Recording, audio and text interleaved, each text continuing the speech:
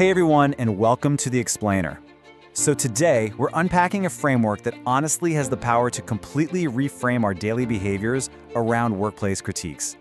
Let's be real for a second. Getting critiqued? Yeah, it's pretty much nobody's favorite thing to do. But the module we're breaking down today, it basically strips all that messy emotion right out of the equation and gives us this highly structured, analytical approach to handling it.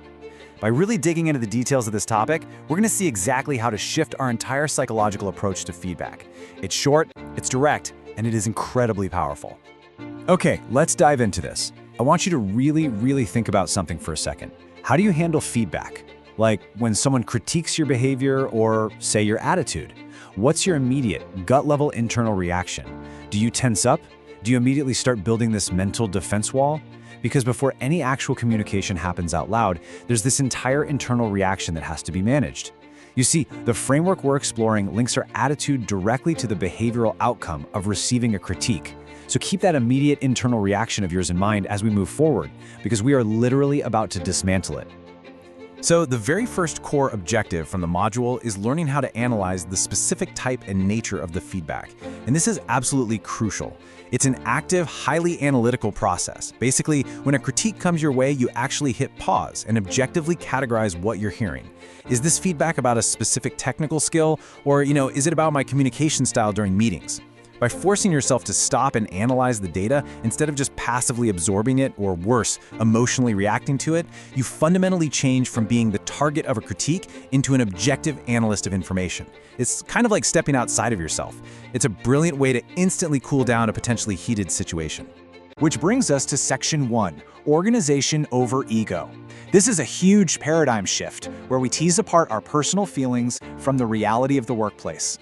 And this brilliantly illustrates the core friction that, let's face it, we all deal with. On one hand, we've got our personal capacity. This is where our ego lives, it's where we feel attacked, and where we tend to take things super personally. But then, in stark contrast to that, there's the organization itself. The core philosophy here strictly dictates that we have to move our mindset away from our personal ego and entirely toward the organizational ecosystem. The input you receive, it's not actually about you as a human being. It's data. Data meant to optimize the broader system that you're a part of. When you frame it this way, you can totally see how taking feedback personally is, well, it's a complete misalignment with the reality of the workplace. I want to just slow down here for a quick second, because there's a specific quote from the source that really needs to stick with you. Here it is. The input is for the organization, but not personal capacity. Just let that sink in. This fundamental psychological shift completely severs the tie between a workplace critique and your own personal worth. By explicitly stating that the input is not in a personal capacity, you're essentially given permission to emotionally detach. It acts as a protective barrier. If the input is strictly for the organization, your personal ego doesn't even need to enter the room. You are simply processing organizational data. Moving right along to Section 2, the reply protocol. This is where we shift from that internal psychological mindset into the concrete chronological actions the module trains us to take. So, here's the exact training protocol in action. Step 1, you analyze the feedback to figure out its specific type and nature. Then we hit Step 2, set the right mindset. Honestly, this is the most critical buffer in the whole shebang.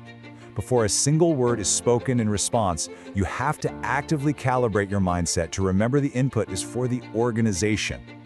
Only after you've nailed those two crucial steps do you finally reach the climax at Step 3, formulating your actual reply. Notice how the reply is purposefully delayed?